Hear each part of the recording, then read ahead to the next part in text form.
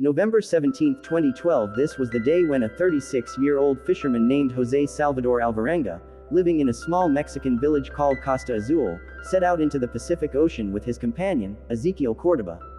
They were aboard a small fishing boat, just 7 feet long, with only one engine and an icebox to store fish. Their plan: to spend just 20 hours at sea, catch fish and return. So, they packed only limited supplies, food and water for about a day. But what lay ahead was something they had never imagined, not even in their worst nightmares. Just 120 kilometers from shore, while laying out their fishing nets, a violent storm suddenly appeared. To save their lives, they abandoned the nets and turned the boat back toward shore. For 6 hours, they fought the storm, inching closer to safety. By 7 a.m., they were just 20 kilometers from land. They could even see the mountains on the coast.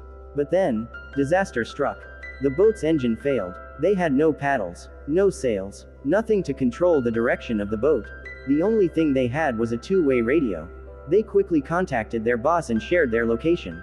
But then, the radio's battery died. With no control and no way to communicate, the strong winds began pushing their boat deep into the vast Pacific Ocean. Their boss organized a search party. But days passed, then weeks. The search was eventually called off.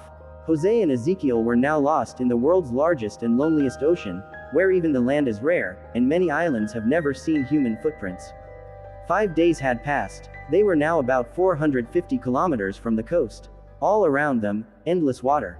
No land in sight. Their tiny boat, invisible in this vast blue expanse. They had no flares, no way to signal for help. Food ran out. They began catching birds that landed on the boat or eating raw fish that swam nearby. They knew drinking saltwater could kill them, so they began collecting rainwater in plastic bottles. When it didn't rain, they drank fish and turtle blood to stay alive. On days when they caught nothing, they chewed their own fingernails out of hunger. 4 months passed. Ezequiel couldn't take it anymore. He gave up eating and drinking.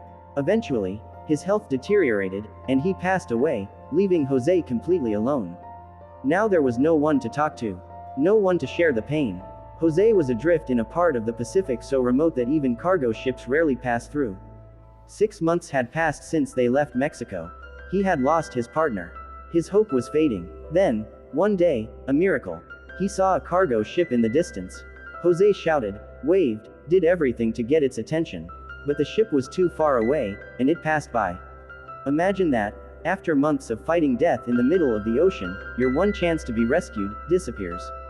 Still, Jose refused to give up.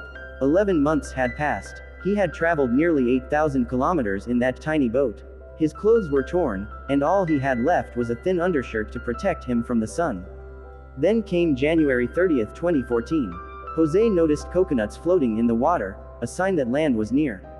And then, land. Fearing he might drift past it, Jose jumped into the water and swam to shore.